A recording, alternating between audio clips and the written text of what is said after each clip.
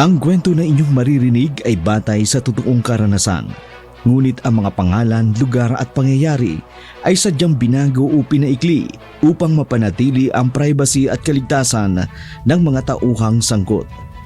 Layunin ng pagbabago na magdulot ng aliw at aral sa aming mga tagapakinig. Wala po kaming hangaring magkaroon ng pagkakatulad sa totoong buhay, ang mga pangalan, lugar at pangyayari. At ang anumang pagkakatulad ay hindi sinasadya.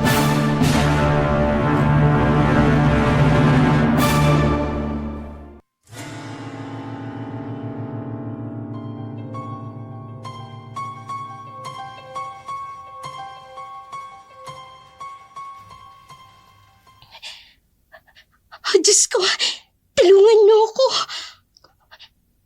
Sino yan? Parang ito yung napanaginipan ko noon. Mag-isa lang ako sa bahay. Tapos may naloob sa bahay. Oh, Diyos ko, huwag niyo pong pababayaan ang inyong lingkod. Proteksyonan mo ako, Diyos ko. Pinubuksan niya ang pintuan. Anong gagawin ko? Mag-isa lang ako rito. Kung hihingi naman ako ng saklolo, walang makakarinig. Magkakalayo ang mga kapitbahay ni Aling Tinting. Sino ka? Anong kailangan mo sa akin? Wag! Kung ano man ang masama mong binabalak, huwag mong ituloy. Madre ako, lingkod ng Diyos. Pakiusap, lumayo ka!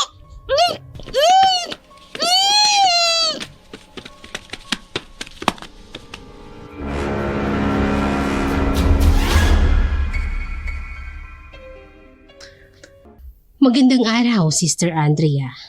Narito ka na at simula na ng iyong canonical novitiate year. Magandang araw din, Sister.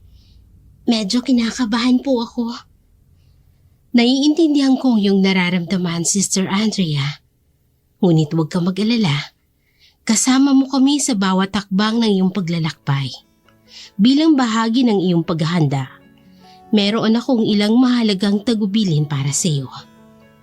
Maraming salamat po, Sister.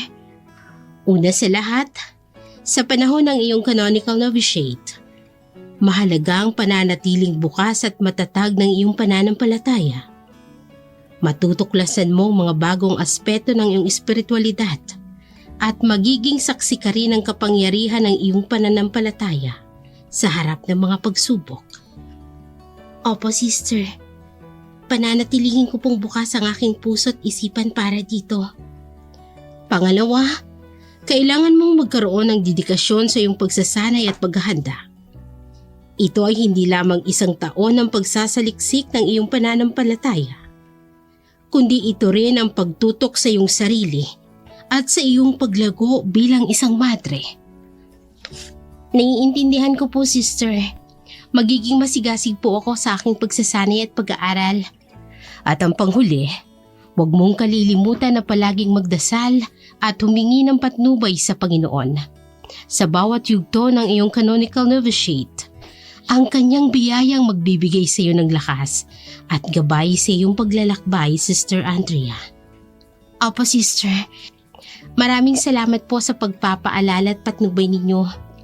Ipinapangako ko po na susundin ko ang mga ito sa buong taon ng aking canonical novitiate. Walang anuman, Sister Andrea. Ang aming panalangin ay kasama mo sa iyong paglalakbay. Mag-ingat ka at pagpalain ka ng Panginoon sa iyong paghahanda. Pagkatapos ng isang taon ng canonical novitiate, kung magtatagumpay ka sa labas ng kumbento, magiging kandidato ka na sa mga ordained bilang madre. Subalit kung hindi ka magtatagumpay, pwedeng bumalik ka sa pagiging postulant uli. O di kaya ihihikayatin ka na lumisan na lamang ng kumbento at hanapin ang bokasyon sa ibang lugar o sa ibang bagay. Kaya higit na magpakatatag kayo sa inyong pananampalataya upang pagtagumpayan ninyo ang mga pagsubok na ito sa inyong buhay.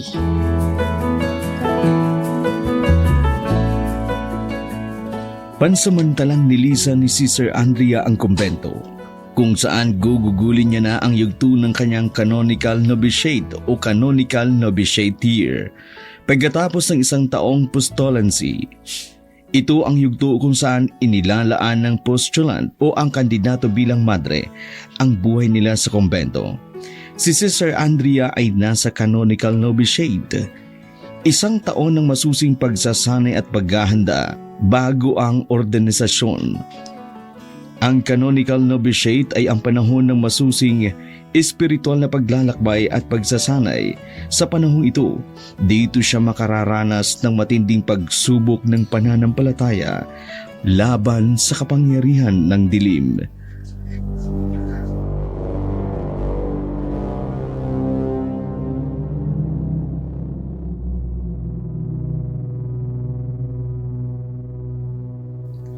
Abay, ang ganda-ganda nyo na po, sister. Kayo din po, Aling Tinding. Ang ganda nyo rin po. Ay, nako, mapagbiro pala kayo. Konti lang po. Salamat nga po pala at pumayag kayo na dito ako tumuloy sa bahay nyo sa bundok. Salamat din po at dito nyo nagustuhang gugulin ang inyong canonical novitiate. At least po, kahit papaano, mabibiyayaan naman ang lugar na ito. Marami na kasing nakakalimot sa Diyos sa lugar na ito. Plano ko po magboluntaryo magturo sa paaralan niyo dito. Nalaman ko kasi, kukonti lang ang mga guro dito. Tapos 1 guro po 3 level ang hinahandlan. Kaya nais ko pong magturo sa kanila. Kaya lang, hindi po ba kayo natatakot? Alam niyo naman ang lugar namin. Napapabalitang pinamumugaran ng mga aswang.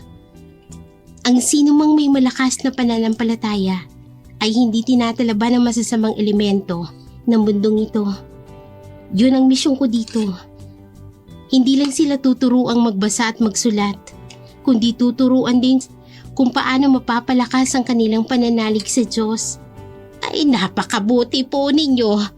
Matanong ko lang po kayo, pero masyado pong personal. Ano yun? Sister Andrea, abay ang ganda mong babae. Bakit naisipan mong maglingkod sa Diyos sa halip na mag-asawa? Naku naman, Aling Tinding, bata pa lang po ako. Tinatawag na ako ng Diyos na maglingkod sa Kanya. Kaya wala po sa isip ko mag-asawa. Sa bagay, abay ako nga'y tumandang dalaga na lang. Hindi ko man lang naranasan ang magkaroon ng love life. Kaloob po ang tawag dyan. Kaloob! May mga pinili po talaga ang Diyos na magkaroon ng gift of celibacy. Ano naman po yung gift of celibacy na yan? Sila po yung mga taong may tanging tawag na hindi sila makakapag-asawa upang magugol nila ang sarili sa paglilingkod sa Diyos. Ako, hindi sa Diyos naglilingkod, kundi sa mansyon ninyo sa bayan. Abay, kung hindi pa ako umabot sa edad na ito, hindi pa ako aalis doon. At saka, kung hindi ka pumasok sa kumbento, abay hindi pa naman ako aalis sa inyo. Ako'y naghihintay lang naman na kunin ng Diyos. Ano ka ba? Huwag kang magsalita ng ganyan. Hanggat kasama natin ng Diyos, hindi pa tayo pwedeng sumuko. At saka hindi pa naman kayo matandang-matanda. Hindi pa nga kayo senior citizen. Oo. Pero darating din naman yung panahon na babawiin ng Diyos ang ibinigay niyang buhay sa atin. Kaya sa ayaw at sa gusto natin, abay dapat nating ihanda ang sarili natin. Basta ako, masaya ako kapag nakapasok na ako sa pagiging madre. Pero alam mo, sa totoo lang, naghihinayang lang ako. Abay sa ganda mong yan. Ang gaganda at ang gwapo siguro ng magiging anak mo kung sakasakali. Huwag naman po kayong magbiro ng ganyan. Wala sa isip kong mag-asawa. Buong buhay kong ihahandog sa Diyos at sa Kanya lang iikot ang buhay ko. Paano kung dito mo pala makita yung tinatawag nilang dawan? Diyos kong mahabagin, ano't nasasabi mo sa akin ng mga bagay na yan? Alam mong magmamadre ako. Hindi ka pa rin nagbabago. Kung papaano ako umalis sa bahay at hanggang ngayon, ikaw na ikaw pa rin po yan. Ay, sorry po sister. Ay, maiwan ko po muna kayo. Kung sakali pala na mawala ng tubig, abay tawagin mo lang po si Crisanto. Ipag-iigib ka po nun. Kahapon pa nga po ako kinukulit na kung sakaling kailangan mo daw ng tulong, tawagin mo lang daw siya. Ay sige na, maiwan na muna kita. Sige, mag-iingat ka.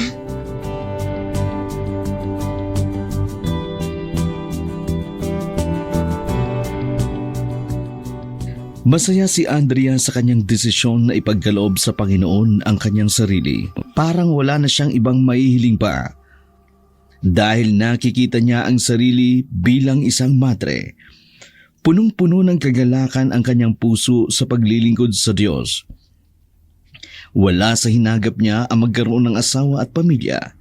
Ang tanging nakakapagpaligaya lamang sa kanya ay ang gawain ng kanyang paglilingkod habang nabubuhay sa mundo. Subalit, wala siyang kaalam-alam na ang kanyang pananampalataya at paglilingkod ay susubukin ng matindi kesa sa kanyang inaasahan. Isang lalaking may matinding pagnanasa sa kanya noong hindi pa ito pumapasok ng kumbento ang susubok sa kanyang paglilingkod. Nang malaman ni Crisanto na lumabas ito ng kumbento, sinundan niya ang babae kung saan man ito naruroon para paglingkuran ang babaeng magmamadre.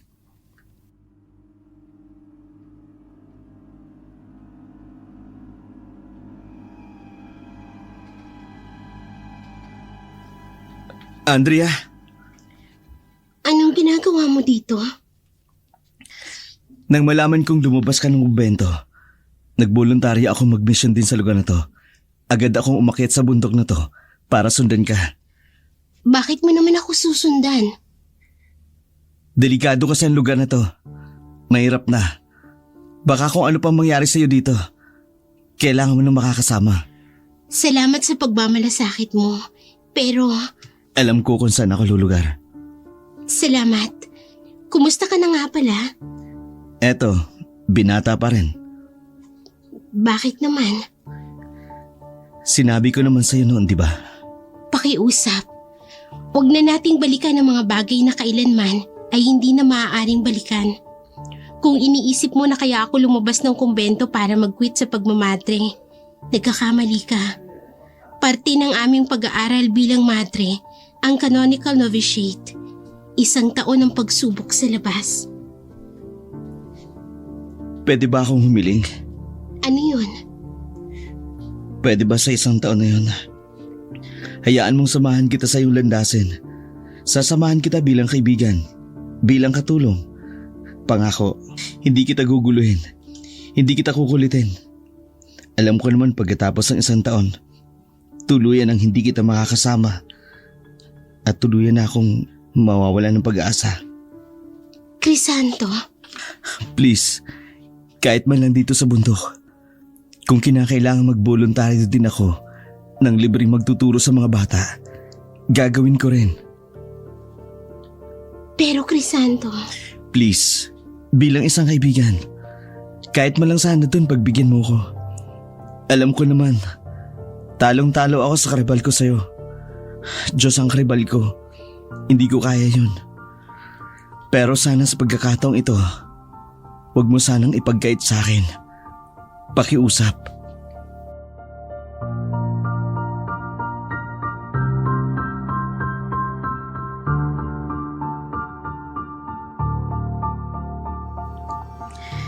Hindi na nakaimig pa si Sister Andrea sa pakiusap ng dating manliligaw.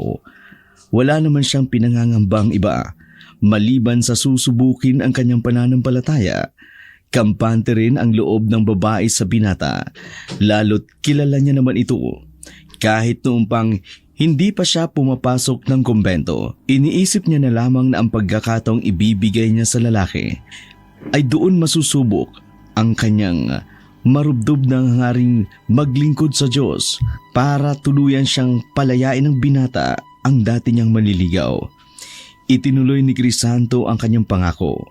Voluntaryo itong nagturo din sa mga kabataan, nagbibigay ng donasyon sa paaralan kung saan napili ni Sister Andrea na magmisyon ang paalala ni Pablo. Mag-iingat at huwag magmamataas dahil baka ikaw rin ang susunod na tuksohin na ang inaakala mong matatag ay mahina rin pala at baka ikaw din ang bumagsak sa tukso.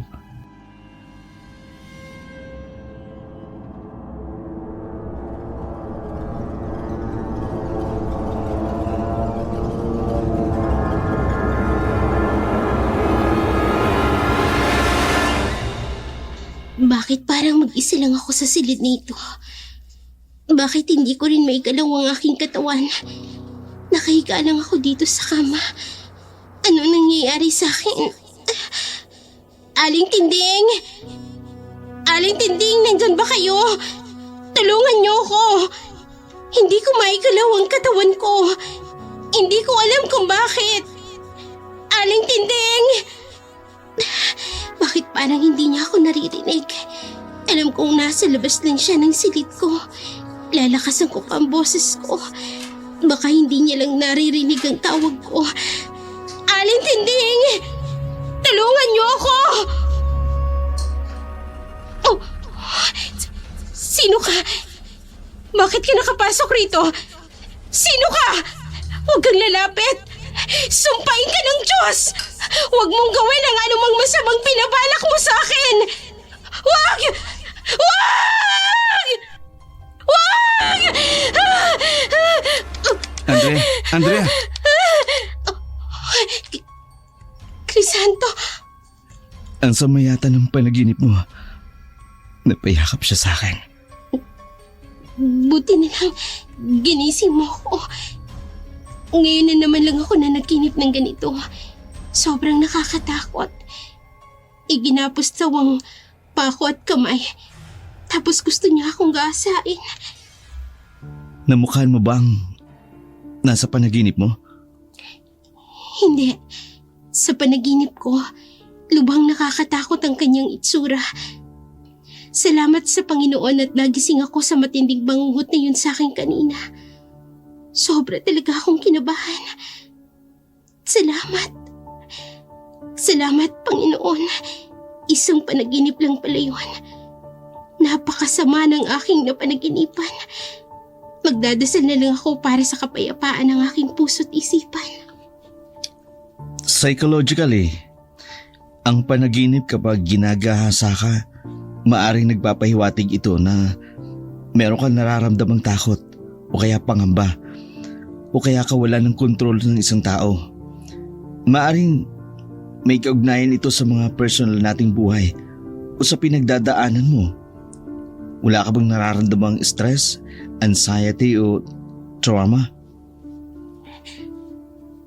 Spiritually, nagpapahayag ito ng matinding pakikibaka sa mga pisikal at espiritual na puwersa ng kasamaan. Maaaring ito itawag mula sa Diyos upang magpakatatag at lumaban sa mga tukso at pagsubok. Kaya kailangan kong magpakatatag. Kailangang mapanatiling busilak ang aking puso hanggang sa makabalik ako ng kumbento. Kailangan.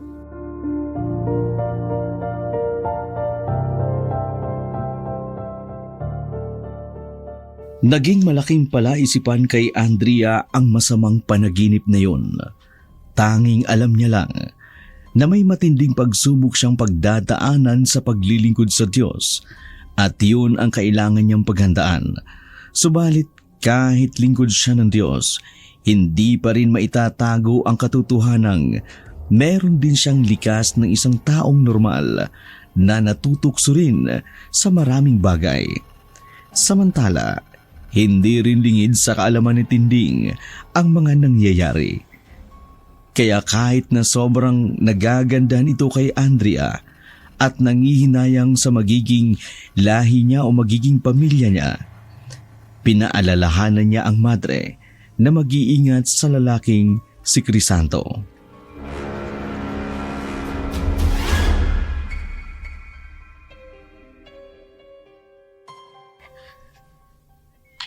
Saan po kayo galing, sister?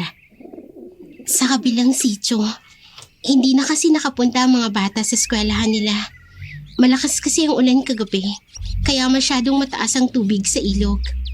Hindi na kaya ng mga bata, kaya kami na lang ang pumunta. Kami? Ni Crisanto, sister. Oo, bakit? May masama ba? Ay, wala po. Kaya lang napapansin ko lang kasi, parang wala na kayong ilangan ni Crisanto. Parang kampante na kayo na lagi siyang kasama. Mabait naman si Crisanto. Nararamdaman ko naman na hindi siya gagawa ng hindi maganda laban sa akin. Pero dati mo siyang manliligaw. Ano bang ibig mong palabasin, Aling Tinding? Sister Andrea, pasensya na kung parang nangingialam ako. Kung noon nanghihinayang ako sa ganda niyong babae, na masasayang lang sana yung lahi mo. Pero nung nakita ko yung dedikasyon mo sa paglilingkod sa Diyos, gusto ko lang po sana kayong paalalahanan, sister. Napapansin ko po kasi parang lumalagkit ang titigan nyo ni Crisanto. Kung hindi nga kayo nakasuot ng abito, malamang mapagkakamalan kayong magkasintahan. Santisima Madre de Diyos, Aling Tinding. Opo sister, yun po ang nakikita ko sa inyong dalawa. Nag-aalala din po ako sa inyo. At saka ayoko rin pong isipin ni Doña Beatriz na pinapabayaan ko kayo rito. Kayo pa rin naman yung magandang dalagitang inalagaan ko sa mansyon. Kaya naroon ang pagmamalasakit ko po sa inyo. Ipanatag mo ang loob mo. Buo ang loob kong sa Diyos ako maglilingkod. Hindi ako mag-aasawa. Kung si Crisanto ang iniisip mo, nag-usap na kami sa bagay na yan. Malinis ang hangarin niya sa akin. Hinahayaan ko siya sa gusto niya. Nasamahan ako habang hindi pa ako nakakabalik ng kumbento. Pero pagkatapos nun, kapag nakabalik na ako ng kumbento, tuluyan niya nang tatanggapin ang katotohanan na hindi ako karapat-dapat para sa kanya. Pero paano kung dumating ang araw na mahulog na ang loob niyo sa kanya? Ano? Hindi man lang ba kayo naaakit sa katawan niya? Yung muscles niya, ang gandang tingnan. Parang sobrang lakas at makapangyarihan ang hatid niya. Napaka-impressive po. At saka yung mga veins niya, grabe. Ang sexy naman talaga, sister. Parang nagdadala ng excitement at saka adrenaline kapag nakikita ko yon. Kumbaga, sabi nga nila, makalaglag, kilabutan ka nga. Huwag mong hayaang kasangkapanin ka ng masama para pagpantasya ng isang lalaki. Pero kung nagkataong dalaga ako na ang manliligaw sa kanya. Nasa kanya na kasi yung katangian ng lalaking pinagpapantasyahan ko. Sayang nga lang, nahuli siya ng dating Parating pa lang siya, paalis na ako. Aling Tinding, tsaka nung isang araw, naabutan ko kayo. Nakayakap kayo sa kanya nung dumating ako sa silid nyo. Hindi na ako tumuloy kasi nahiya na ako. Pambihira ka. Sister, ang bunganga nyo, baka kung anong masambit nyo. Diyos mio. Nako, namula kayo, sister. Aling Tinding, pakiusap. Hindi na ako ang dalagitang binubuli-buli mo noon. Ayokong haluan ang karumihan ng misyon na ginagawa ko ngayon. Hamo, sasabihin ko kay Crisanto ang lahat ng sinabi mo. Maging ang paghanga mo sa kanyang kakisigan. Nako, wag na ho. Pues, tigilan mo ko sa katutokso sa akin sa kanya. Alam mo bang pinarurusahan ng Diyos ang sino mang humahadlang sa kanyang kalooban? Bahagyang natakot si Tinding sa mga sinabi ng madre. Bigla tuloy itong napalunok ng laway. Tuluyan namang pumasok ng silid ang madring seryoso ang mukha na tila naisiksik na sa isip nito ang mga pagdidescribe ni Tinding kay Crisanto. Samantala, hiyang-hiya naman ang naramdaman ni Tinding. Hindi niya rin lubos maisip kung bakit niya nasabi ang mga bagay na yon sa madre. Nagmistula siyang instrumento ng panunukso sa babae. Isang araw, magkasama sina Crisanto at Andrea tumungo sa isang lugar ng isa sa mga estudyante niyang kanilang tinuturuan. May sakit daw ito at hindi nakakapasok ng eskwela. Katatapos lang umulan ng malakas noon, kaya maputik ang kanilang daraanan.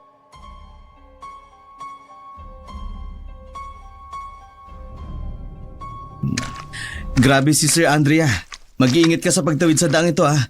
Mukhang maputik at matarik. Salamat, Crisanto. Huwag kang mag-alala. Mag-iingat ako. Kung hindi lang ako naawa doon sa isang bata. 1 linggo na kasi siyang hindi nakakapasok. Nagkasakit daw, sabi nung kaklase. Masaya ka talaga sa ginagawa mo, no? Kaya kung saan ka masaya, susuportahan kita. Salamat sa pag-unawa mo. Ako na ang mauuna kasi makipot ang daan. Sige, para kung sakaling matumba ka, masasalo ka agad kita. Yan ay kung matutumba... Andrea!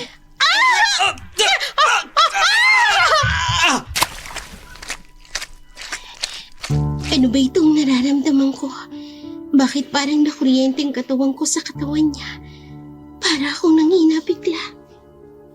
Hindi man lang ba kayo naaakit sa katawan niya? Yung muscles niya, ang gandang tingnan. Parang sobrang lakas at kapangyarihan ng atid niya. Napaka-impressive. At saka yung mga veins niya, ay grabe. Ang sexing tignan. Parang nagdadala ng excitement at adrenaline kapag nakikita ko yon. Kumbaga, sabi nga ay makalaglag. Diyos ko, tama nga ang sinabi ni Aling Tinding. Ang gwapo niya nga. Oh, Panginoon, ano bang nangyayari sa akin? Bakit iniinitan ang katawan ko? Sister, Pasensya na. wala yun. Hindi mo dapat ihingi ng pasensya yun. Aksidente ang nangyari. Ang bilis mo. Nasalumo ko kaagad. Maraming salamat. Walang anuman. Hindi ko kayo pababayaan. Okay ka lang ba? Oo, okay lang ako. Tara, tuloy na tayo. Sige, Aalalayan kita. salamat. Ang ganda niya talaga. Kung hindi lang siya maglilingkod sa Diyos, hindi ko talaga siya titigilan sa panliligaw. Naramdaman niya rin kaya ang naramdaman kong tila kuryenteng naramdaman ko kanina. Nag-init rin kaya ang katawan niya.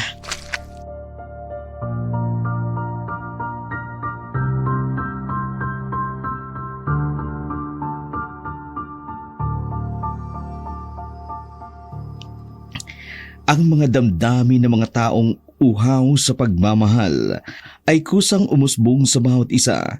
Tila tadhana na ang gumawa ng paraan para paglapitin ang dalawa.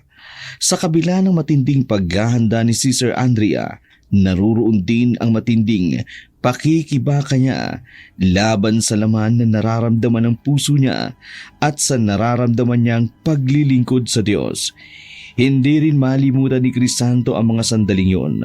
Lalo ring tumindi ang pagnanasa nito sa babae kahit alam niyang lingkod ito ng Diyos. Mula kasi na mangyari iyon, hindi maikakaila ang pagkailang sa kanya ng madre. Kaya kinalimutan niya kung ano ang tunay niyang katayuan sa madre. Isinigi nito ang kanyang nararamdaman. Isang araw,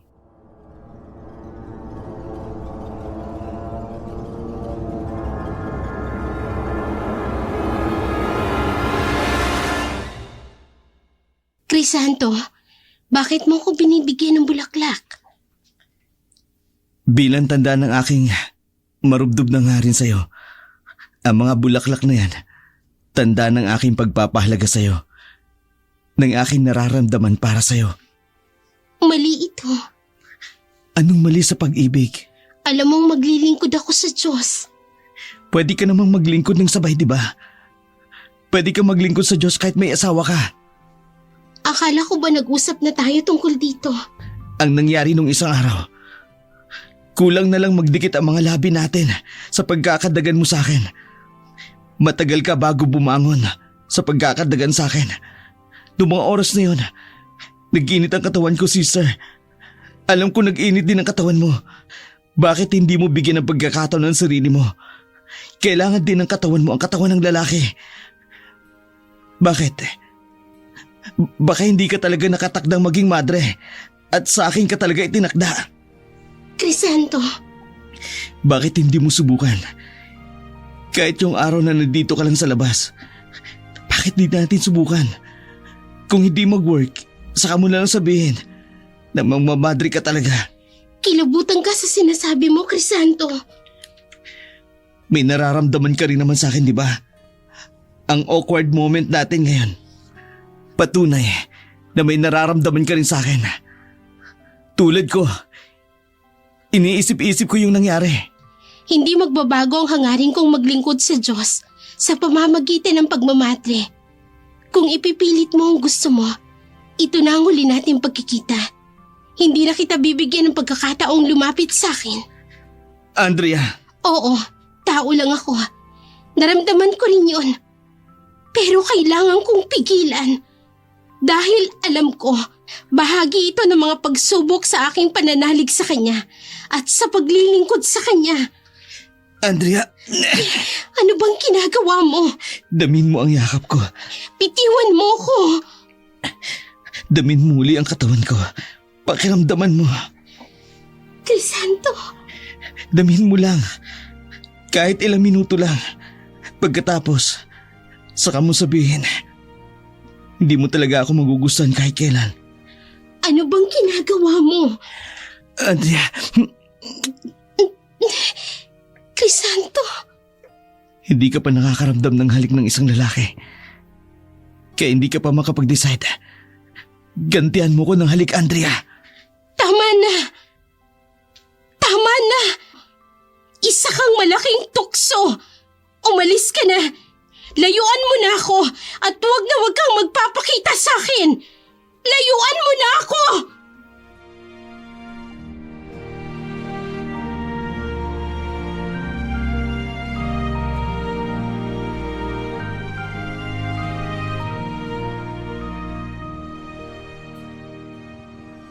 Bigo si Crisanto na mapaibig ang dalaga.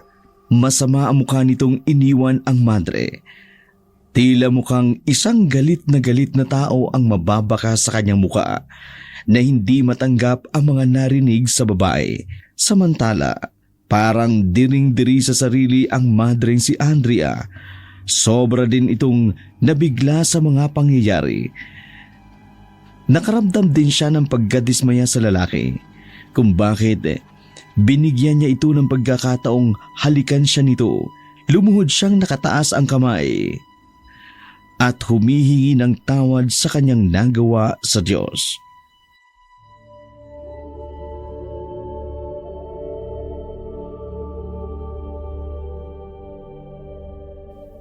Oh, Diyos naming mahabakin. Ako po'y humaharap sa inyo ngayon nang may lubos na pagpapakumbaba at pagsisisi sa aking puso. Inihahandog ko sa inyo ang aking pagkukulang at mga kasalanan. Nalulungkot ako, O Panginoon, sapagkat ako'y nagkasala laban sa inyo at sa aking tungkulin bilang madre. Patawarin niyo po ako, Diyos ko, sa aking naging kahinaan at kakulangan sa pagtupad sa aking mga tungkulin. Inaamin ko po ang aking kasalanan sa pagpayag na halikan ng isang lalaki. Kahit alam ko pong bawal ito sa aking propesyon bilang madre. Patawarin niyo po ako sa aking pagkakamali at kahinaan ng aking puso. Tanggapin niyo po ang aking pagsisisi at pangako na hindi na mauulit ang aking pagkakasala. Tulungan niyo po akong maging matatag sa pananampalataya at matagpuan ang kapatawaran at pagbabago sa aking buhay. Panginoon, gabayan niyo po ako sa tamang landas at palakasin ang aking loob upang harapin ang aking mga pagkakamali at magsimula ng bagong buhay sa iyong ilaw at gabay. Amen.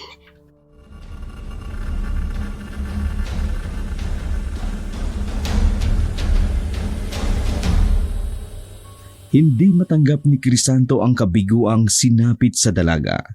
Mas masakit pa iyon sa unang panliligaw niya kay Andrea.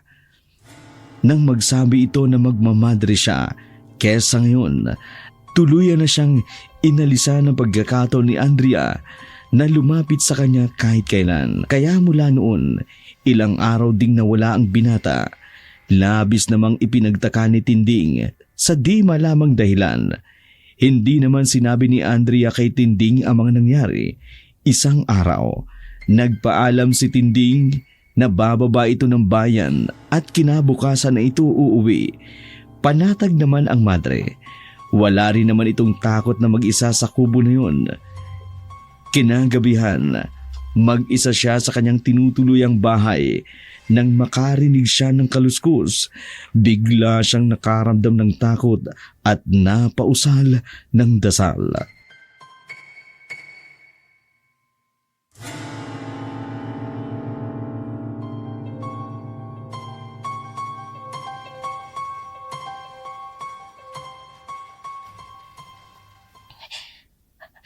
Oh, Diyos ko, tulungan niyo ako. Sino yan? Parang ito yung napanaginipan ko noon. Mag-isa lang ako sa bahay. Tapos may naloob sa bahay. Oh, Diyos ko! Huwag niyo pong pababayaan ang inyong lingkod. Proteksyonan mo ako, Diyos ko. Pinubuksan niya ang pintuan. Anong gagawin ko? Mag-isa lang ako rito. Kung hihingi naman ako ng saklolo, walang makakarinig. Magkakalayo ang mga kapitbahay ni Aling Tinting. Sino ka? Anong kailangan mo sa akin? Wag! Kung ano man ang masama mong binabalak, huwag mong ituloy. Madre ako, lingkod ng Diyos. Pakiusap, lumayo ka!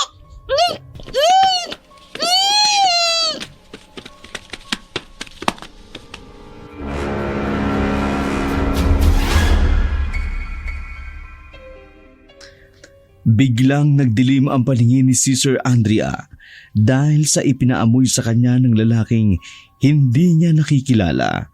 Natumba siya at napahiga sa sahig. Hinang-hina na siya at wala nang magawa para manlaban.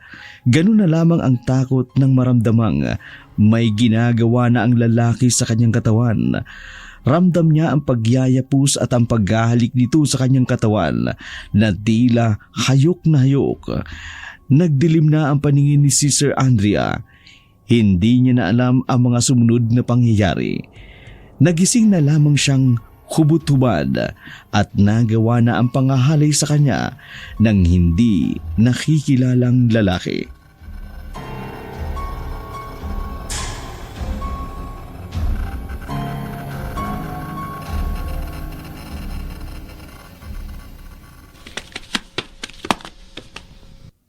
Anong nangyari sa'yo?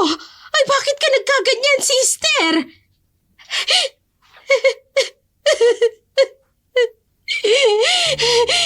Ginasa ako, Aling Tinding. Ano? Ay, Diyos ko! Ay, sinong gumahasa sa'yo? Nakilala mo ba? Hindi ko siya nakilala. Pinaamoy niya ako ng pampatulog. Pero naramdaman ko pa habang hinahalay niya ako. Wala silang kaluluwa. Wala silang awa. Sumpain siya ng Diyos sa kanyang ginawa. Naku, konsensya tuloy ako. Kung bakit pa kasi ako umalis? Ano na lang ang sasabihin ni Doña Beatriz kapag nalaman niya ito? Hindi ko alam ang gagawin ko. I-report ba natin to sa mga pulis? Iyag sinapit mo? Huwag. Pakiusap. Pero gusto kong bumalik sa kumbento. Gusto kong maglingkod sa Diyos bilang madre. Ayokong may makaalam ng nangyari sa akin. Kahit sa mama mo, hindi ko alam ang gagawin ko, Aling Tinting. Hindi ko alam kung anong gagawin ko. Hindi ko alam. Alam niyo kung gaano ko hinahangad na maglingkod sa Diyos. Bakit sa akin pa ito nangyari? Bakit sa akin pa?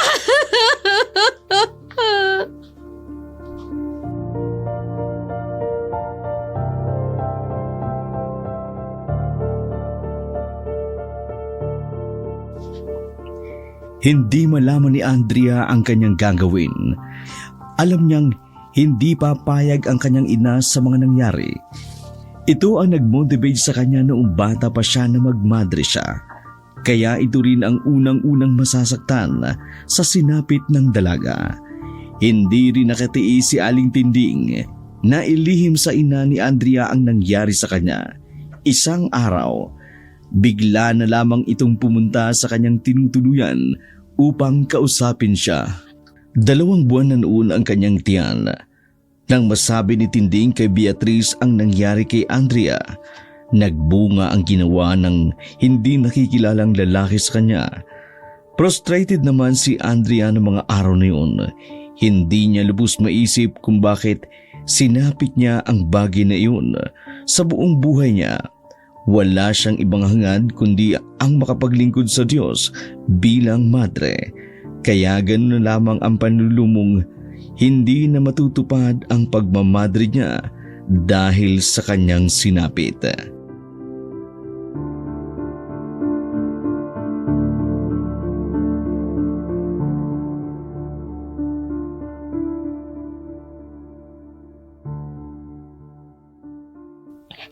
Nakita mo ba o nakilala kung sinong may gawa nun sa'yo? Hindi. Nagising na lang ako na wala na akong saplot. At may dugo sa maselang bahagi ng katawan ko. Kinahasa ako. Paano ang pagmamadre mo, Andrea? Kayong hindi ka na birhen. Paano kung magbunga ang ginawa ng lalaking yun sa'yo? Ipapalaglag ko ang bata. Pero alam mong kasalanan ang pumatay, Andrea. Hindi kakayanin ng konsensya mong maglingkod sa Diyos habang may bata kang pinatay na wala man lang kamalay-malay. Anong gusto mong gawin ko, Mama? Malaman ng mga tao na nabuntis ako nang wala man lang ama. Gusto kong magmadre. Kung gusto mo pa rin magmadre, hindi ako tututol. Pero buhayin mo ang anak mo. Hindi ko kaya makita ang batang ito. Bunga ito ng pagkakamali. Pero walang kasalanan ng bata. Huwag mo siyang idamay sa nangyari sa iyo, Andrea. Matakot ka sa Diyos na sinasamba mo. Andrea, gagawa natin ang paraan ng problemang ito. Hindi masisira ang pangarap mong maging madre. Maisisilang mong bata nang walang sino mang nakakaalam. Anong gagawin niyo, Mama? Ako na ang bahala. Ititira kita sa lugar na walang makakakilala sa'yo. Ayokong malaman sa kumbento ang nangyari sa akin, Mama. Huwag kayong magre-report sa mga pulis. Hindi kami magre-report. Pero hindi rin ako titigil hanggat hindi nagbabayad ang may gawa sa'yo nito. Magbabayad siya ng mahal sa kanyang ginawa. Magbabayad siya! Dahil sa pangarap din ni Doña Beatriz na maging madre ang kanyang anak, ginawa nila ang lahat ng paraan para maitago ang nangyari kay Andrea. Maging ang mga tuuhan nito at katulong sa mansyon ay walang nakakaalam na nagbuntis nga si Andrea. Maliban na lamang kay Tinding, hindi na rin pa nakita ni Andrea si Crisanto ng mga araw na yon. Nawala na rin siya ng balita tungkol dito. Lumipas pa nga ang ilang buwan, dumating na ang araw na kanyang pagsilang. Isang sanggol na lalaki ang isinilang nito. Si Tinding ang nakasaksi ng pagsilang ni Andrea ng bunga ng panggagahasa sa kanya. Ang inaasahan ng mga taong nakapaligid sa kanya ay magbabagos ang pananaw ni Andrea kapag naisilang niya ang kanyang anak. Subalit taliwas sa inaasahan, lalo pang namuhi si Andrea sa kanyang anak. Eto na ang anak mo, Andrea. Ilayo mo sa akin ang batang yan. Andrea, abay anak mo ito. Nakikiusap ako. Ilayo mo sa akin ang batang yan. Dahil nagdidilim ang paningin ko. Anong gusto mong gawin ko sa batang ito? Itapon na lang. Ipaampun mo. Basta ayoko makita ang batang yan. Andrea, abay hindi ka ba naaawa sa anak mo? Ako nang nakikiusap sa'yo, Aling Tinding. Alisin mo ang batang yan sa paningin ko bago pa ako makagawa ng hindi maganda. Sa awa ni Tinding sa bata ay ipinaalam nito kay Doña Beatriz ang nangyari. Hiniling nito na ipaampun ang bata para maitago ang kalagayan ng kanyang anak at makabalik sa pagmamadre.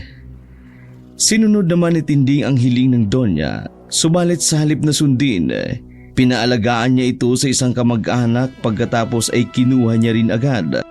Wala namang kaalam-alam si Andre at Doña Beatriz na si Tinding na ang nag-aalaga sa bata. Natapos nga ni Andrea ang canonical novitiate na halos mahigit 1 taon din sa labas na walang nakakaalam na nagbuntis siya. Bumalik na ito ng kumbento na parang walang nangyari sa kanya. Nagtaka naman ang iba nitong mga kasamahan sa kumbento. Ramdam rin kasi ng ibang madre na mabigat ang pinagdaraanan ni Andrea. Subalit inisip na lamang ng mga ito na marahil pagod lamang si Andrea sa biyahe. Dumating ang araw na dadako na sila sa huling taon ng kanilang pag-aaral. Sa kabilang dako naman, nasa poder na ni Tinding si Harold, ang anak ni Andrea na kanyang initsapwera. Hindi mo man lang ba tatanungin kung kanino ko pinaampon yung bata? Hindi na importanteng malaman kung sino ang umampon sa kanya. Ang importante sa akin, sa mata ng mga tao, malinis akong papasok muli sa simbahan. Pero sa mata ng Diyos, alam niya ang lahat. Magiging madre ko at hindi yun magbabago. Ay oo nga pala, wala na akong balita kay Crisanto. Simula ng tanggihan mo to hanggang ngayon, wala akong pakialam sa kanya. Ano bang nangyayari sa'yo, anak? Hindi ka naman dating ganyan. Bakit bigla ka na lang nag-iba? Ang Diyos lang ang pinaniniwalaan at sasambahin ko. Wala nang iba. Andrea! Andrea! Oy, bumalik ka rito! Andrea!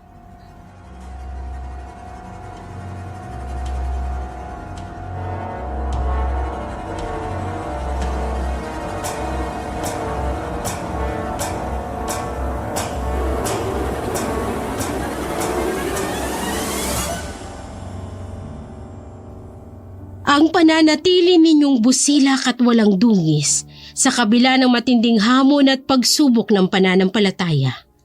Babalik kayo sa muling pagsasanay ngayong taon at sa susunod na taon ang inyong pagtatapos. Mga minamahal na kapatid sa ating Panginoong Diyos, sa pagtatapos ng canonical novitiate, napatunayan nito ang inyong tapat at pagsisikap na dedikasyon sa inyong pananampalataya at paglilingkod bilang mga kandidato sa mga madreng o ordinahan. Sa pamamagitan ng prosesong ito ng novisyo, inyong pinatunayan ang inyong kahandaan na maglingkod na may kababaang loob at pagmamahal sa ating Panginoon at sa kanyang simbahan. Sa panahon ng inyong nobisyo, kayo ay pinahinuhod na mag-aral sa tradisyon ng ating komunidad. Ito ay panahon ng masusing pagninilay at pagsasanay sa inyong mga tungkulin bilang mga madre. Sa bawat hakbang na inyong tinatahak, naging malalim ang inyong pananampalataya at pag-unawa sa mga responsibilidad na inyong susuungin bilang mga lingkod ng Diyos.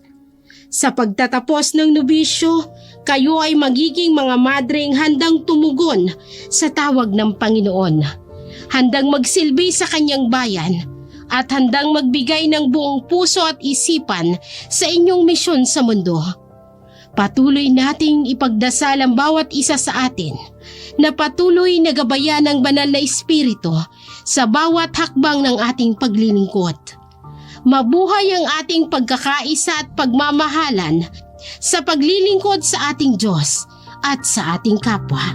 Maraming salamat at mabuhay ang ating mga nagtapos ng canonical novitiate.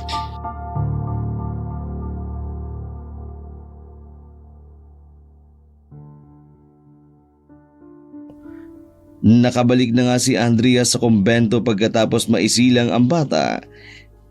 Pilit niyang itinatago ang kanyang karanasan. Mapaniwala lamang ang mga superyora nito na malinis pa siya. Pero isang matinding problema ang kanyang kaharapin. Dahil hindi lang pala panggagahasa ang ginawa sa kanya ng rapist, kundi hinawaan ito ng pagiging aswang.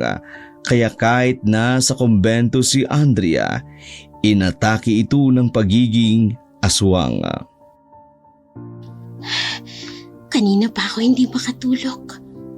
Nakatulog na halos lahat ng kasamahan kong madre. Ano itong nangyayari sa akin? Bakit parang nakakaramdam ako ng matinding gutom? Kumain naman ako kanina. Bahala na, pupunta ako sa kusina. Hindi ko talaga mapigilan ang sarili ko. Noong buntis ako sa labas, hindi ko naman nararanasan ito.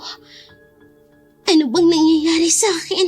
Di na mamalaya ni Andrea, nasa freezer na siya ng kumbento kung saan nakalagay ang mga karning lulutuin kinabukasan.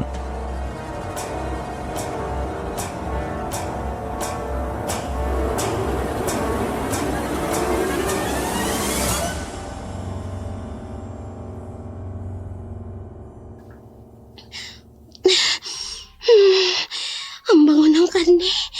Hindi ko na talaga matiis. Parang gusto ko nang kumain ngayon. Habang walang nakakakita sa akin, kakainin ko ito.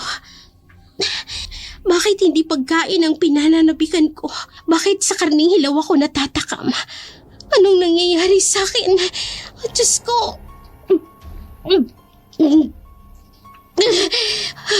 Hindi ko kayang pigilan ang nararamdaman ko. Sister Andrea? Oh, Sister? Anong ginagawa mo? Bakit mo kinakain ang mga hilaw na karne? Oh, Madre Mia, may hindi ka sinasabi sa amin. Anong nangyari sa'yo sa labas? Hindi pwedeng manatili ka sa kumbento ng ganyan ka. Mother Superior, nakikiusap ako. Gusto kong maging madre. Gusto kong maglingkod sa Diyos. Walang lingkod ng Diyos ang may problema sa pag-iisip. Hindi gawain ng isang matinong tao ang ginagawa mo. Bakit mo kinakain ang mga hilaw na karne? Hindi ko alam kung bakit, kung anong nangyayari sa akin. Hindi ko alam, sister. Kung ganon, sabihin mo sa akin ang lahat ng nangyari sa iyo sa labas. Ang mga hindi ka nais-nais na nangyari sa iyo sa iyong canonical novitiate. Hindi ka maglilihim sa akin kahit katiting. Gusto kong malaman ang lahat. Sister, ang lugar na pinuntahan mo ay napapabalitang pinamumugaran ng aswang.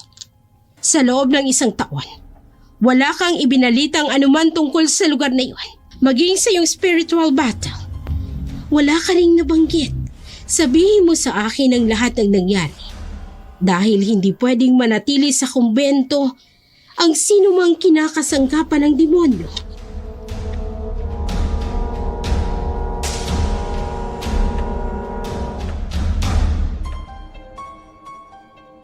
Natuklasan ng isang madre ang ginagawa ni Andrea, kaya mula noon, pinasubaybayan na siya ng Mother Superiora hanggang sa mapatunayan nilang may pagkaaswang nga ang isa sa mga madre nila. Dahil doon, nagdulot ito ng sobrang kahihiyan kay Andrea. Dahil sa pangyayari yun, pinalabas siya ng kumbento. Pero pinili ng kumbento wag nang palabasin ang sinapit ni Andrea. Palabasin na lamang na hindi nito kinaya ang training sa loob ng kumbento para mapangalagaan ang pangalan at pagkakakilanlan ni Andrea.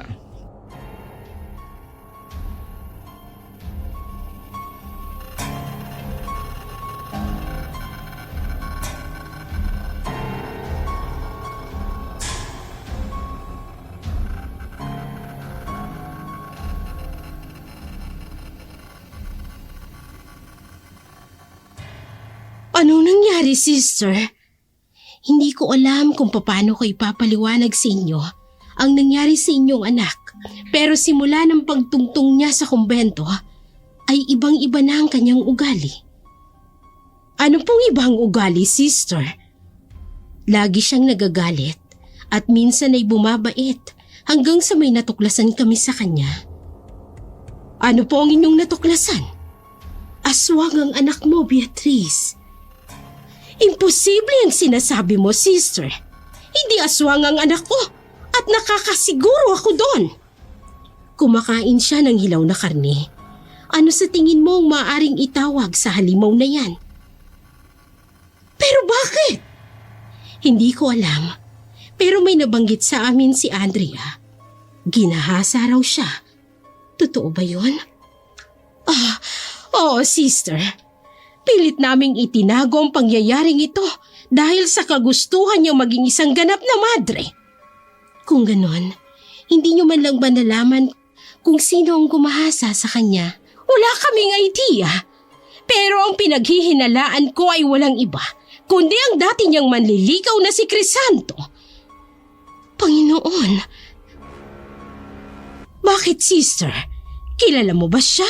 Isang aswang si Crisanto at maaaring nalahian ng pagkaaswang si Andrea kahit hindi niya ito ginusto.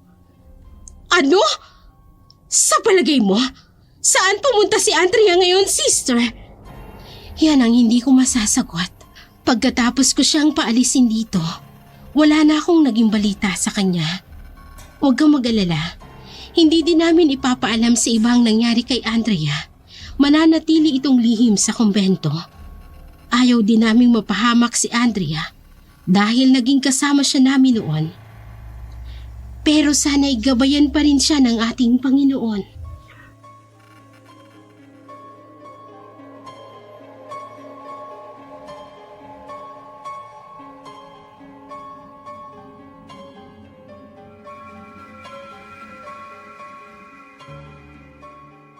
Matinding depresyon ang sinapit ni Andrea sa nangyari. Hindi niya lubos maisip na malalahian siya ng pagiging aswang. Tuluyan nang naglaho ang kanyang hangaring maglingkod sa Diyos bilang isang madre dahil pinalabas na siya ng kumbento sa takot sa magiging epekto nito sa komunidad.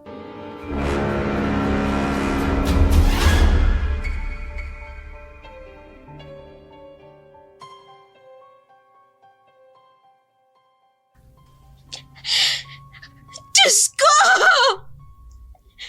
Bakit mo ako pinabayaan? Bakit hinayaan mong makalayo ako sa bahay niyo? Mahal ko kayo. Mahal ko ang pagiging madre.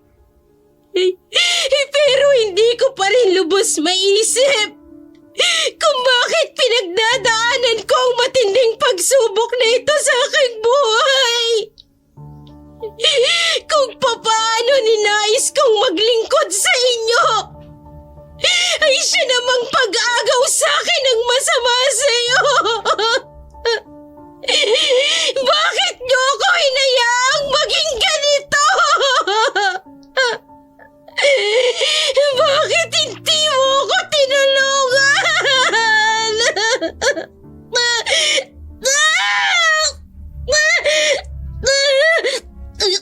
Anong nangyayari sa akin? Bakit nag-iibang anyo ko?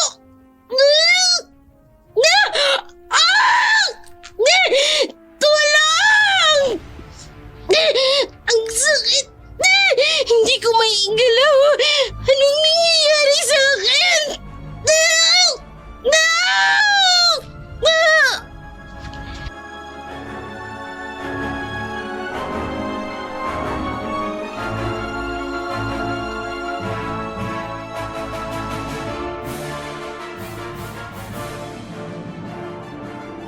Makalipas ang 10 taon, naging ganap ng aswang si Andrea.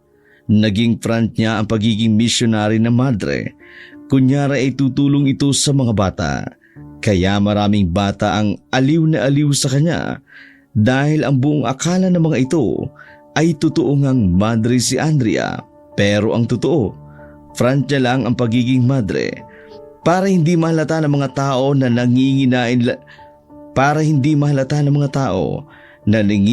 siya ng mga lamang loob ng mga bata. Hindi na rin mapigilan ni Andrea ang kanyang kalagayan, ang pagiging aswang. Nangupahan ito ng isang lumang bahay sa liblib na lugar at nambibiktima ito ng mga bata malayo sa kanyang inuupahan para hindi malata ang kanyang pambibiktima. Tuwing umaga, nakikisimpatya siya sa mga biktima ng aswang para maitago ang kanyang ginagawa.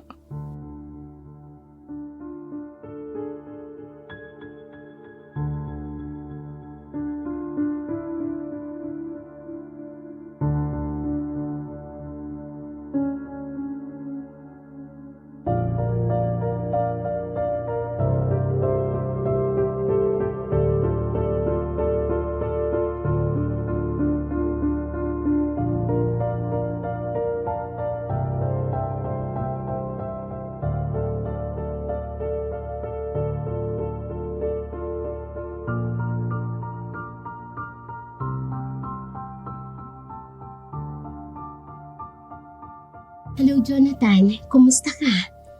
Hi po sister. Okay lang po ako. Ano pong ginagawa niyo dito? Naglalakad-lakad lang ako dito. Naghahanap kasi ako ng mga batang pagbibigyan ko ng mga laruan na nasa bahay ko. Gusto mo bang sumama sa akin? Ay bawal po kasi sabi ng nanay ko. Huwag kang mag-alala. Ako naman ang kasama mo.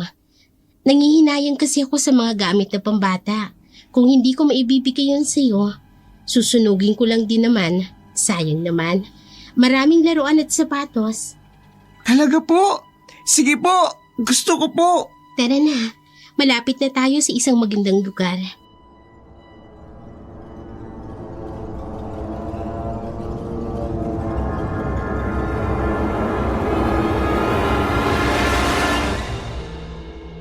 Walang kaalam-alam ang bata sa tunay na pagkatao ng babaeng nagyaya sa kanya. Na isa itong aswang na nagnanais makakain ng mga oras na yun.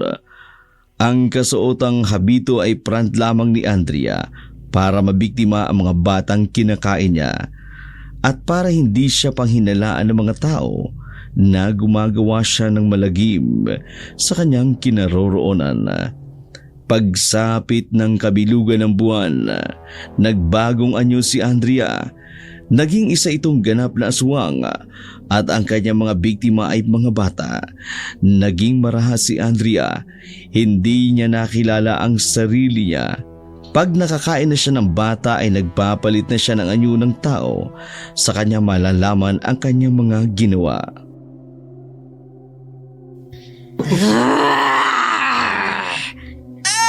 Tulong! Tulungan niyo ako! Monster! Help me! Help me! Ang sarap ng batang ito. Malaman-laman. Ang sarap kainin. Naglalaway tuloy ako sa mga bata. Gusto ko silang kainin. Anong nangyayari sa akin? Hindi na ako to. Hindi ko na makontrol ang pagiging asong ko. Ang bata. Ang bata. Kinain ko siya ng walang kalaban-laban. Ayoko nito. Naging mas hayop si Andrea sa tuwing nakakakita siya ng mga bata at natatakam siyang kainin ang mga lamang loob nito. Lumayo siya sa lugar kung saan marami ang nakakakilala sa kanya. Hindi malaman ni Andrea ang kanyang gagawin. Palipat-lipat na lamang siya bilang isang mailap na madre. Pero ganun pa din ang kanyang ginagawa. Hanggang sa kumalat na nga ang balita tungkol sa pamamaslang ng isang aswang na madre sa mga bata at nalaman ito ni Doña Beatriz. Agad siyang pumunta kay Tinding at sinabi ang tunay na kalagayan ni Andrea.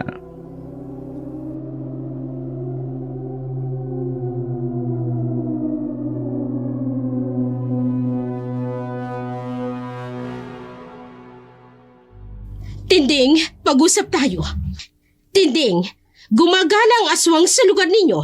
Kaya ingatan mo ang apo ko. Huwag mong hahayaang maglalalabas ng bahay si Jonathan. Ay, oo, Doña Beatriz. Ano po bang nangyayari? Alam ko na ang totoo tungkol kay Andrea. Nagpaimbestiga ako tungkol sa tunay na kalagayan ng anak ko. Si Crisanto palang gumahasa sa anak ko, Tinding. Ay, Diyos ko. At hindi lang yun. Nalaman ko rin na si Crisanto ay may lahing aswang. Hindi niya lang ginahasa ang anak ko. Hinawaan niya pa ng pagiging aswang niya. Kung hindi nang hina ang pananalig ng anak ko sa Diyos, hindi niya rin sana sasapitin ito. Ay, Diyos ko, ay kawawa naman ang alaga ko. Siya ang nambibiktima ng mga batang pinapatay. At ngayon, nasa lugar ninyo ng apo ko. Kaya mag-iingat kayo dito. Gagawa ako ng paraan para maagapan ko ang anak ko. Alam kong hindi pa uli ang lahat, Tinding. Makakawala pa siya sa sumpa ng pagiging aswang. Teka nga pala, nasaan nga pala ang apo ko? Ay, nandito lang yung kanina, Doña Beatriz. Ay, sandali lang at tatawagin ko. Jonathan! Jonathan, anak! Ay, nandito ang lola mo! Wala po si Jonathan. Kasama po nung madre. Ano? Ay, hindi ko alam, Doña Beatriz. Sundan natin ang apo ko. Baka kung anong gawin ni Andrea sa apo ko. Hindi niya pwedeng kainin ang apo ko, Tinding. Ay, hindi niya kasi alam na anak niya po si Jonathan. Ang mabuti pa, ikaw muna ang sumunod, Tinding. Ihingi lang ako ng tulong sa mga pulis. Kailangang maagapan ang apo ko. Kailangang mailigtas siya sa aswang niyang ina.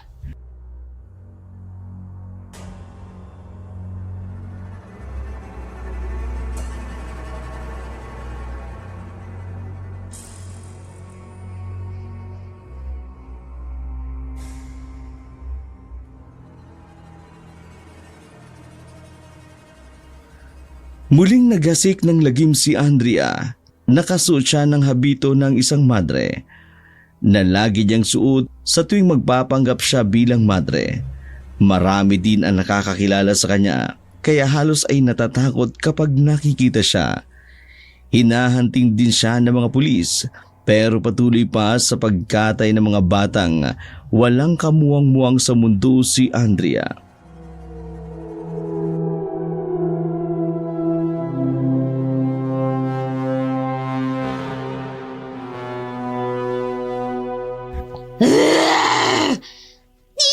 Maawa po kayo! Huwag po! Hindi ako kailanman maawa sa mga batang umiiyak. Yan ang gustong gusto ko sa mga bata. Mommy! Daddy! Ang aswang! Dali! Hulihin nyo! Nakawala! Saan kaya yun nagpunta? Ang bilis ng aswang na yun May sa demonyo ata yun Ang liksi ng kilos niya.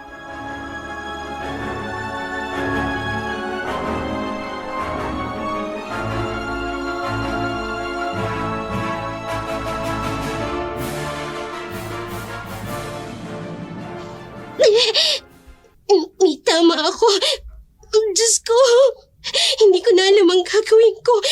Tulungan mo ako. Mabalik ako sa pananampalataya sa iyo. Ilayo niyo lamang ako sa sumpang ito. Hindi ko na kaya. Hindi ko na kayang pumatay ng batang walang kalaban-laban. Parang awan niyo na. Kunin niyo na ako. Pagod na ako, Diyos ko. Sister, ano pong nangyari sa inyo? Bakit po may dugo kayo? Alisin niyo sa harapan kong batang ito. Ayokong pumatay. Sister, okay lang po ba kayo? Gamutin po natin ang sugat nyo. Walang kaalam-alam si Andrea na si Harold ang batang gustong tumulong sa kanya ang batang kanyang niyaya. Samantala, nangangamba naman sina Tinding at Beatrice matapos malamang sumama sa madre si Harold. Nataranta ang dalawa at hindi malaman kung ano ang gagawin. Habang sinasamsam ni Andrea ang katawan ng kanyang anak na si Harold, nang hindi niya alam, biglang nagsidatingan ang mga pulis kasama sina Beatrice at Tinding. Doña Beatrice, hinanap ko na po sa paligid. Wala po talaga si Jonathan. Anong wala? Jonathan! Jonathan! Anak, nasan ka na ba? Jonathan! Teka, may nagkukumpulang mga tao doon. May mga pulis din. Halika, puntahan natin, Tinding. Ay, sige po, Doña Beatrice. Ay, sana ho nandyan lang si Jonathan. Sir, paano po nangyayari? May madring aswang na sumalakay sa batang ito kanina. Mabuti na lamang at naabutan namin. Pero hindi namin nahuli ang madre. Nangatakas ito at doon patungo. Sir, tulungan niyo po kami. Anak ko po ang madre niyon at nawawala po ang apo ko. Anak niyo ang madre na yon? Matagal ng panahon na hindi namin siya nakikita dahil hindi na ito umuwi sa amin. Nakikiusap ako, sir. Tulungan niyo kaming mahanap ang apo ko.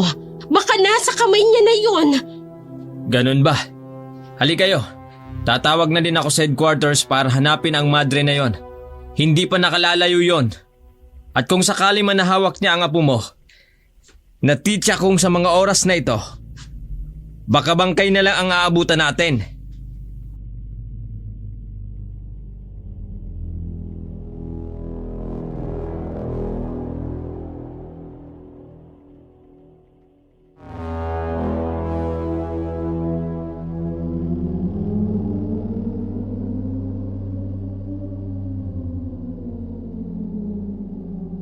Bakit mo ako tinulungan? Hindi mo ko kilala. Sabi daw po kasi ng nanay ko, kapag may nangailangan ng tulong, dapat tulungan. Ang bait mong bata. Nasaan ang mga magulang mo? Si nanay lang po ang kasama ko sa bahay. Pero alam niyo po, kaninang umaga may dumating po sa bahay namin. Nagpakilala po, lola ko daw po siya. Sabi ni nanay, may isa pa daw po akong nanay. Di ba nakakatuwa? Ibig sabihin, inampung ka lang. Ganun po ba yung tawag doon? Kung ampon po ang tawag doon? Opo, yun po ang sasagot ko. Hindi ka ba natatakot na maglakad sa dilim? At bakit ka naglalakad mag-isa? Bakit hindi mo kasama ang nanay mo? Umalis po kasi ang nanay ko. May pupuntan daw po siya. Kaya sumunod po ako sa inyo. Pero hindi ko po naabutan si nanay. Tapos nakalimutan ko na po yung daan pa uwi. Tapos nakita ko na kayo. Hindi mo ba nababalitaan ang madring kumakain ng bata? Nabanggit na po yun ng mga kalaro ko. Pero hindi naman po ako naniniwala sa aswang.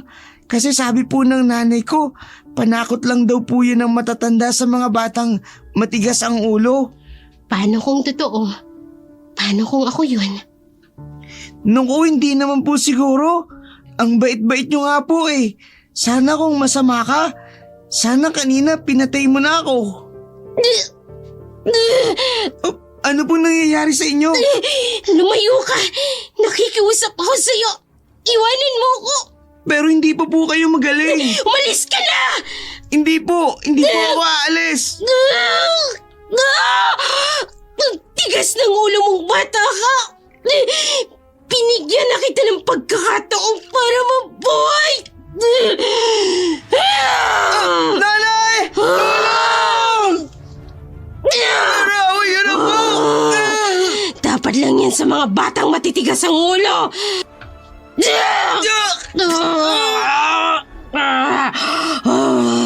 Ang sarap ng batang ito. Nauuhaw na naman ako sa dugo.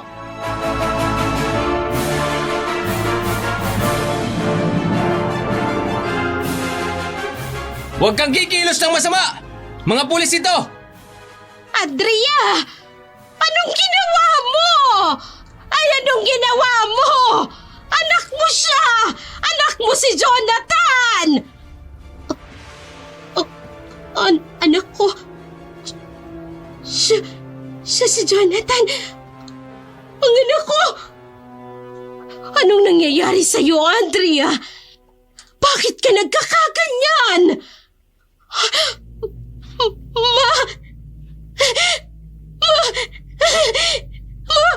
Pinatay ko ang anak ko! Hindi ko gusto mangyari to! Hindi ko alam kung bakit ako nagkakaganito! Simula nang ginaasa ako, Ma! Naging ganito na ako! Andrea, anak, sumuko ka na. Ang dami ng pulis na nakapalibot sa'yo. Nakikiusap ako. Ma!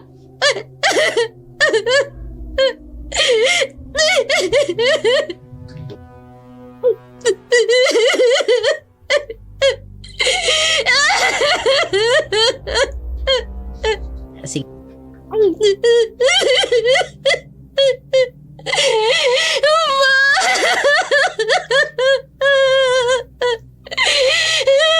Pinapatay ko ang sarili kong anak! Jonathan, anak ko! Hindi ko alam! Hindi ko alam! Patawarin mo ko! Ang sama ko! Ang sama-sama kong ina!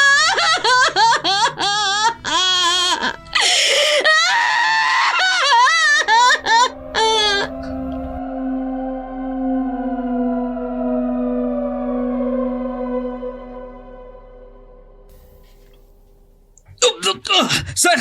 Ang bilis niyang naagaw ng baril sa akin! Andrea! Anak! Ma, tawarin mo ko. Ito lang ang naisip kong paraan para hindi ako makapanakit ng tao. Anak! Andrea! Andrea, huwag mo kong iwan! Anak! Masaya ako bago ko mawala sa mundo. Nasalayan ko anak ko. Nagsisisi ako kung bakit hindi ko siya tinanggap nung panahong iniluwal ko siya. Anak, lumaban ka! Lumaban ka! Hindi na ba? Gusto ko na di mo mahinga. Ayoko nang kumain ng bata. Ang laki na ng kasalanan ko sa Diyos. Ayoko nang takip pa. Ang laki na ng kasalanan ko sa Diyos. Ayoko nang dagdagan pa. Diyos ko, patawarin niyo po ako. Sa inyo ko na po ipinagkakatiwala ang aking kaluluwa. Andrea! Anak! Ay! Andrea! Andrea! Anak ko! Andrea! Andrea! Matapos malaman ang lahat, hindi nakayanan ni Andrea ang katotohanan na ang bata na kanyang kinain ay ang kanya palang sariling anak na ipinaampon. Nasa katinoan siya ng mga oras na yun. Kaya matinding pag-uusig ng kanyang konsensya ang kanyang naramdaman. Dahil sa hindi niya nakayanan ang mga pangyayari, tinapos niya ang kanyang buhay. Dahil sa labis na kalungkutan sa sinapit niya at sa kanyang ginawa. Mas tinais niyang kitilin ang kanyang buhay para wala ng kabataang mabiktima pa siya. Sa kwentong inyong napakinggan, sino ang makapagsasabi o makapanghuhusga sa kanyang sinapit? Ang hindi pagsasabi ng tapat ay hindi nararapat sapagat anumang pagsubok ay hindi madaling masolusyonan ng tao kung siya ay nag-iisa. Marahil, kung maaga sanang nasabi ni Andrea ang totoo, tiyak na ang buong kumbento na kapwa niya lingkod ng Diyos ay katuwang niya sa pagdarasal para makawala siya sa sumpang sinapit. Pero sino tayo para sabihin ang dapat at hindi niya nararapat gawin kung tayo naman ang nasa kanyang kalagayan? Walang kasing sakit kung sa atin mangyayari ang sinapit ni Andrea.